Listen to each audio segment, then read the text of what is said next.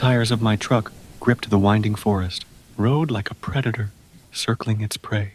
Shadows danced through the trees, flickering in the headlights, as if the woods themselves were alive, whispering secrets I had long buried. 27 years, and yet this road felt as familiar as the lines etched into my palms.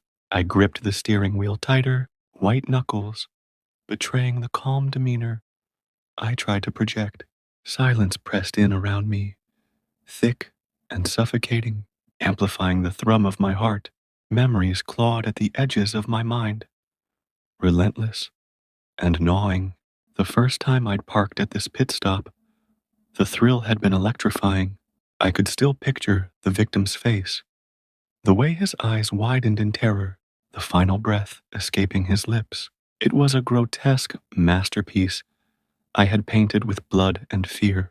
I rolled into the dimly lit parking lot, the flickering neon sign of the diner, casting an eerie glow on the cracked pavement.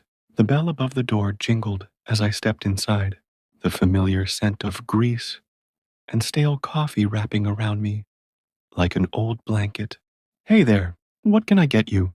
A young waiter, probably in his early 20s, approached with a bright smile that contrasted sharply with the darkness lurking in my heart. "Just a large sandwich and a coffee, kid." I tried to sound casual, but my voice was rough, like gravel scraping against steel. "Coming right up." He grabbed a notepad, jotting down my order while I settled into a booth, the vinyl crackling beneath me. As I sat there, I could feel the weight of my past pressing heavily on my chest. The diner was almost empty, just me and the waiter, who hummed a tune under his breath. It was a mundane moment, but the darkness within me stirred.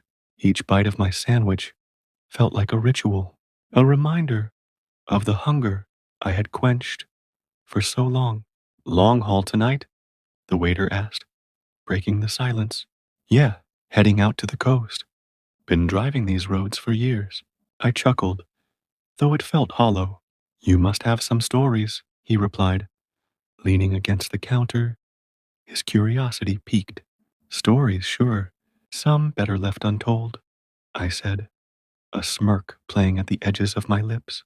He laughed, a light-hearted sound that seemed to bounce off the walls. "I bet. This place has seen its fair share of characters. Believe me, you'd be surprised what people do at night." A chill ran down my spine. I wanted to tell him about the things I had done, the darkness that lurked just beneath the surface, but I swallowed the words. Instead, I offered a vague nod, my eyes drifting to the window, where the night loomed like a predator. The waiter returned with my coffee, steam curling up in the dim light. "Anything else I can get you?" "No, I'm good," I replied, my gaze still fixed outside. The forest was a swirling mass of shadows, and I couldn't shake the feeling that I was being watched. With a quick sip, I felt the caffeine ignite a spark within me. A flicker of the thrill I used to feel surged through my veins, reminding me of the hunt. It was intoxicating. I finished my sandwich, the taste dry and chalky in my mouth. I wanted to leave, to escape this moment of clarity, before it turned into something darker. But the past had a way of creeping back in, clawing at my sanity, reminding me of the monster I had become. As I stood to leave, the ghost of my first victim flashed before my eyes, his expression twisted in silent accusation. I staggered back, the weight of the horror crashing down upon me. "Are you okay?" the waiter asked, concern etched on his face. "Yeah, just a little tired," I grunted, forcing a smile that didn't reach my eyes. With a nod, I headed for the door. The sound of my boots echoed in the emptiness, each step a reminder of the life I had taken. Outside, the darkness swallowed me whole, and I climbed into my truck, my heart racing. The engine roared to life, a sound that filled me with a false sense of security. As I drove away from the pit stop, I couldn't shake the feeling of being hunted. The shadows in the trees seemed to move, and the night whispered my name, taunting me with memories I wished I could forget, but the thrill was still there, lurking just beneath the surface, waiting for the right moment to resurface. I could feel it clawing at my insides, a reminder that I was still that monster, still capable of the darkness I once reveled in. With every turn of the wheel, the tension built. The forest closed in around me, the road narrowing, twisting like a serpent coiling around its prey. I was alone, yet not alone, haunted by the ghosts of my past and the thrill of what lay ahead. The weight of my memories pressed against me, a suffocating fog. I couldn't outrun it. I could only embrace it. With that thought, I drove deeper into the night, the road ahead as uncertain as my own soul. Chapter 2. The Reckoning. The hum of the engine was a constant companion as I navigated the winding road, each curve a reminder of the darkness that lay ahead. Trees loomed on either side, their twisted branches reaching out like skeletal hands, beckoning me deeper into the heart of the forest. The night was thick, wrapping around me like a shroud, and the air felt electric, charged with the weight of my past. Just keep driving, I muttered to myself, gripping the steering wheel as if it were a lifeline. I couldn't shake the feeling that I was being watched, that the ghosts of my victims lurked just beyond the tree line, waiting for their moment to confront me. Suddenly, a flicker of movement caught my eye, a figure darting between the trees. I slammed on the brakes, the truck skidding to a halt. My heart raced as I peered into the shadows, straining to see. "Hello?" I called out, my voice echoing into the darkness. There was no answer, just the rustle of leaves and the distant call of an owl. I took a deep breath, trying to steady my nerves. It was just my imagination. The weight of my past was playing tricks on me. Deciding to shake off the unease, I shifted the truck back into gear and continued down the road. The lights of my truck illuminated the path ahead, but the further I drove, the more oppressive the atmosphere became. The trees formed a canopy above, blocking out the moonlight, casting eerie shadows that danced on the ground. A chill ran down my spine as I recalled the faces of my victims, their expressions frozen in horror, their eyes wide with fear. I could almost hear their whispers in the wind, echoing the one haunting question. Why? I gritted my teeth, forcing the memories back. I had to focus, but then it happened. The ghost of Anton appeared in front of my headlights, his translucent figure standing defiantly in the middle of the road. My heart slammed against my ribcage, and I slammed on the brakes, skidding to a halt just inches from him. "Anton," I gasped, staring at the apparition. His face was a mask of pain, his eyes filled with the anguish of every life I had taken. "Tom," he said, his voice a chilling whisper that echoed in the confines of my truck. "You can't escape what you've done." "Get out of my way," I shouted, panic surging through me. "You can't just drive away from your past," he replied, his form flickering like a candle in the wind. "You need to face it. You need to face me." I shook my head, grasping the steering wheel tighter. "No, I don't want to. I can't." "Then you'll never be free," Anton declared, his voice growing stronger, more insistent. "You think you can outrun me. You can't. I'm a part of you now." With a sudden surge of fury, I threw open the door and leapt out of the truck. "You're a ghost. You don't have power over me." But as I stepped into the night, the forest closed in around me, shadows stretching like grasping hands. I felt the presence of my other victims closing in, their whispers merging into a cacophony of despair. "Tom, Tom," I stumbled back, clenching my fists at my sides. "Leave me alone. Face us." A voice rang out, and I recognized it as one of the others, the girl I had killed in a fit of rage. "You can't run from the truth." "Truth?" I shouted, my voice breaking. "You think I don't know the truth? I'm a monster. I've always been." "No, Tom," Anton said, his ghostly form solidifying before me. You're a man who made choices. It's time to confront those choices. I felt the ground shift beneath me, the memories flooding back in vivid detail, the thrill of the hunt, the power of taking a life, the euphoric rush that had once consumed me. But now it was tainted. It was a weight I couldn't bear. Please, I don't want to, I cried, the tears spilling down my cheeks. I thought I could escape this. Escaping isn't an option, Anton said, his voice softer now. You need to understand the pain you've caused. Only then can you find peace.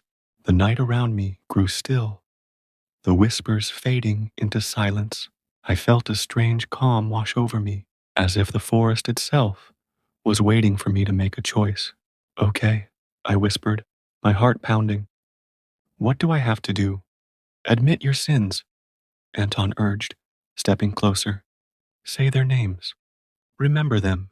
With a shaky breath, I closed my eyes, forcing myself to recall each face, each name. Lily, I started, my voice trembling. I didn't mean to hurt you. I was scared, and I let that fear take over. A figure emerged from the shadows, a girl with bright eyes and an innocent smile. Please, Tom, she said, her voice gentle. You can't change what happened, but you can acknowledge it. I know, I admitted, my voice breaking. I'm so sorry. Good, Anton said, encouraging me. Keep going. Marcus, I continued, tears streaming down my face. I didn't know what I was doing. You didn't deserve to die. Face your guilt, Anton whispered. Let it consume you. I felt the weight of their lives pressing down on me, the remorse crashing over me like a wave. I'm sorry. I'm sorry, I screamed, the words tearing from my throat. The forest trembled, and the shadows shifted, coalescing into the faces of my victims. Tom, they said, their voices mingling in a haunting chorus. You can't run from us anymore. I know, I cried, falling to my knees. I know I've hurt you all. I can never take it back. Face the darkness within, Anton urged, his ghostly form hovering above me. Only then can you find redemption. The ground beneath me felt like it was shifting, and I could feel the pull of their lives, the weight of their deaths. I was drowning in guilt, suffocating under the burden I had created. Help me, I cried out, desperation lacing my words. I don't want to be this person. I want to change. Change starts with acceptance, Anton replied, his voice steady. You've lived in denial for too long. It's time to confront your actions. I took a deep breath, the air thick with remorse. I accept what I've done. I can't change the past, but I want to be better. I want to make amends. The specter of Anton smiled, and the other ghosts began to fade into the shadows. Then you must live with the consequences, he said. You can't run away. You need to face justice. Suddenly, the sound of sirens pierced the night.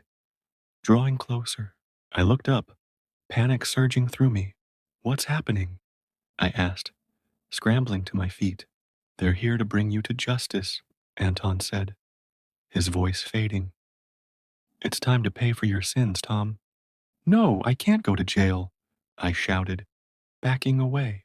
Face your truth, Anton replied, his form dissipating into the night. Only then will you find peace. The sirens grew louder, and the flash of lights broke through the darkness. I stumbled back toward my truck, but the weight of my past was pulling me down, holding me in place. Tom, a voice called out, and I turned to see the silhouette of a police officer approaching. Put your hands in the air. I raised my hands, trembling, the reality crashing down on me. I'm ready, I whispered, tears flowing freely down my face. The officer moved closer, his flashlight illuminating the fear etched on my features. You're under arrest for multiple counts of murder, he said, his voice steady. I know, I replied, my heart heavy. I'm guilty. I deserve this. As they placed the handcuffs around my wrists, I felt a strange sense of relief wash over me. The ghosts of my past lingered in the shadows, but I could finally confront them. I could finally accept the weight of my actions.